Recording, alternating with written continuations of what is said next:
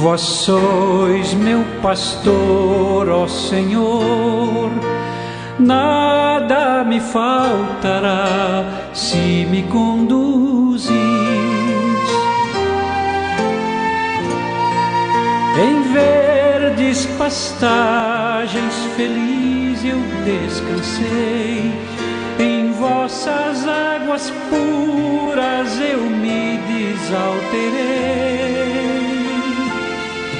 Vós sois meu pastor, ó Senhor, nada me faltará se me conduzir. Pelo sinal da Santa Cruz, livre-nos Deus nosso Senhor dos nossos inimigos. Em nome do Pai, do Filho e do Espírito Santo. Amém. Que a graça de nosso Senhor Jesus Cristo, o amor misericordioso do Pai e a comunhão do Espírito Santo esteja com você, meu irmão, com você, minha irmã.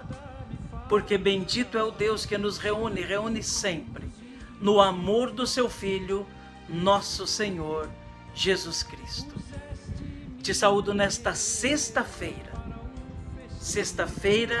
da segunda semana do tempo comum, com o desejo sincero de que o seu dia seja na presença de Deus, de que as pessoas com quem você tiver contato no dia de hoje sejam sinais da presença constante de Deus em sua vida. Para rezarmos melhor neste dia e ouvirmos melhor a palavra que Deus quer nos dirigir e também que a igreja nos quer dirigir, eu convido você a rezar comigo ao Espírito Santo, pedindo a ação e a unção do Paráclito sobre nós. Vinde, Espírito Santo, enchei os corações dos vossos fiéis e acendei neles o fogo do vosso amor. Enviai o vosso Espírito e tudo será criado e renovareis a face da terra. Oremos, ó Deus, que instruístes os corações dos vossos fiéis com a luz do Espírito Santo. Fazei que apreciemos retamente todas as coisas, segundo o mesmo Espírito, e gozemos sempre da sua consolação, por Cristo Senhor nosso. Amém. Neste dia 22 de janeiro, meu irmão, minha irmã, a igreja na sua liturgia nos dirige a palavra de Deus. O texto do Evangelho proposto para toda a igreja no dia de hoje está lá no capítulo 3 de São Marcos, nos versículos de 13 a 19. Marcos 3, de 13 a 19. Ouçamos então piedosamente, com atenção, essa palavra de Deus, que é dirigida a nós hoje, para nos ser fortaleza, ânimo, coragem na nossa vida de fé. Proclamação do Evangelho de Jesus Cristo, segundo Marcos. Glória a vós, Senhor.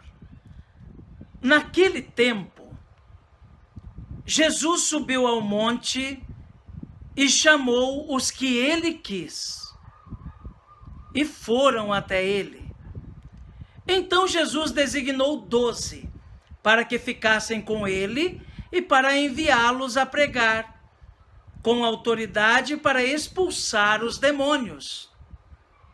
Designou, pois, os 12, Simão, a quem deu o nome de Pedro, Tiago e João, filhos de Zebedeu, aos quais deu o nome de Boanerges, que quer dizer filhos do trovão, André, Filipe, Bartolomeu, Mateus, Tomé, Tiago, filho de Alfeu, Tadeu, Simão, o cananeu, e Judas Iscariotes, aquele que depois o traiu.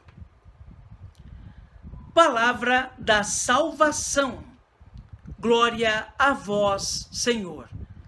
Que pela palavra do Santo Evangelho sejam perdoados os nossos pecados. Amém. Meu irmão, minha irmã, neste 22 de janeiro, o Evangelho nos apresenta a escolha dos 12 apóstolos. A palavra de Deus diz que Jesus subiu ao monte e chamou aqueles que ele quis. Veja só, Jesus não subiu ao monte e chamou os mais perfeitos. Jesus não subiu ao monte e chamou aqueles que eram mais preparados. Jesus não subiu ao monte e chamou aqueles que eram os mais religiosos. Não. Ele subiu ao monte e chamou os que ele quis. Chamou 12, diz a palavra de Deus. O número 12 é um número simbólico. Então não é à toa que Jesus escolhe 12 homens para estar com ele. O número 12 significa a fertilidade, o nascimento, o início de uma caminhada. O número 12 significa o início de um povo, a fertilidade de um povo, a construção de um povo. E é assim que começa a igreja, com 12 homens que Jesus escolhe, aqueles que ele quis. E entre esses 12 está toda a qualidade de gente. Entre esses 12 estão pescadores, analfabetos e semi-analfabetos, homens rudes, de mãos calejadas. Entre esses 12 está um publicano, um cobrador de impostos, tido pelo povo como impuro e traidor do povo. Entre esses 12 está um declaradamente zelota, um revolucionário, um homem que pegava em armas para atingir os soldados romanos. Entre esses 12 estava também aquele que haveria de trair o Senhor. Entre outros que ali se encontravam. Jesus não escolheu homens perfeitos. Jesus não escolheu homens sábios, inteligentes, doutores, mas escolheu aqueles a quem ele poderia instruir.